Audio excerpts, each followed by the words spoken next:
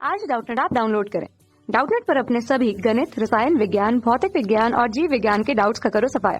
बस प्रश्न की फोटो खींचो, एक ही प्रश्न को क्रॉप करो और तुरंत वीडियो सोल्यूशन पाओ।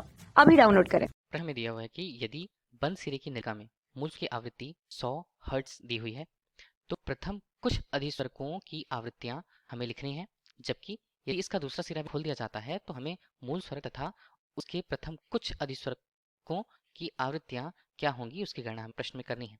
अब यदि हम देखें तब बंद आर्गन पाइप में यदि हम कंपन की विधाओं के अंतर्गत किसी तरंग आवृत्ति का समीकरण लिखें, तरंग की आवृत्ति जैसे यदि हम n1 से प्रदर्शित कर रहे हैं तब इसका मान होता है 2k-1/4l से।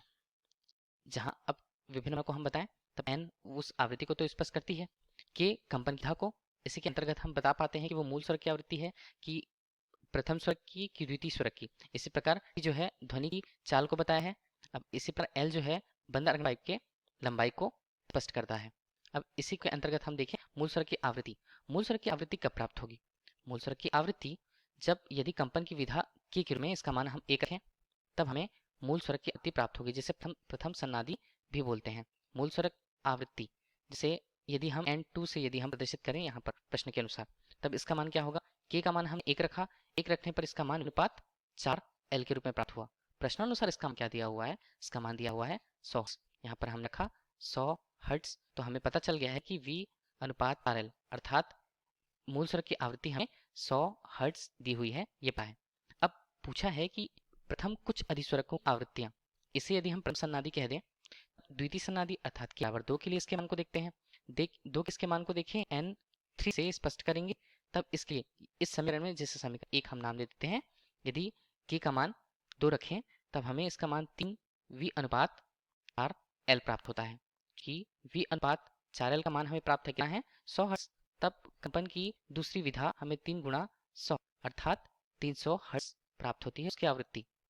इस प्रकार इसे हमने कहा कि इसे द्वितीय सन्नादि हम कह दिए, द्वितीय सन्नादि या द्वितीय अधिस्वरक कहे इसे अधिस्वरक के रूप में। इसे मूल प्रथम सन्नादि और तृतीय सन्नादि की बात करें, अधिस्वरक इसी कहते हैं सन्नादि।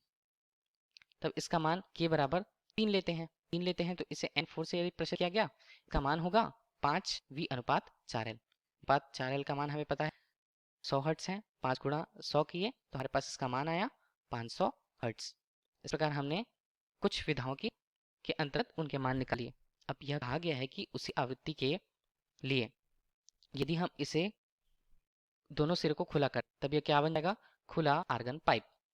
अब खुले आर्गन पाइप के हम आवृत्ति तरंग की आवृत्ति से स्पष्ट करते हैं।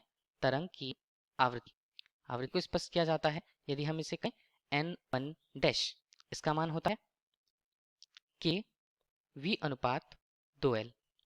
k यहाँ पर कंपन की प्रस्तुतः कंपन की विधा को बताता है, v ध्वनि की चाल, l उसकी लंबाई को। लंबाई में परिवर्तन नहीं हुआ है प्रश्नानुसार, यह बताया गया है। जहां k के संगत मान मूल स्वर की आवृत्ति हमें ज्ञात करनी है। मूल स्वर के लिए k का मान यदि हम 1 रखते हैं तब हमें मूल स्वर की आवृत्ति ज्ञात होती है। मूल स्वरक आवृत्ति को हम किससे प्रस्तुत करें?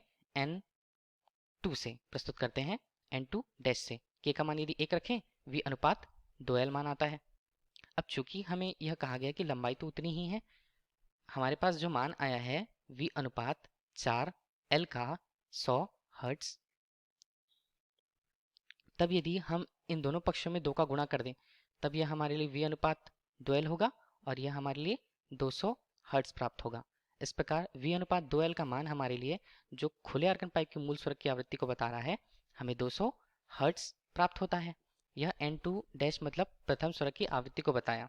इसी प्रकार कंपन की विधा द्वितीय सन्नादि या द्वितीय अधिस्वरक हमने कहा k2 के रूप में, k के रूप में इसे द्वितीय सन्नादि हम कहें या द्वितीय अधिस्वरक कहें। इसे हम n3 डैश से प्रस्तुत करते हैं।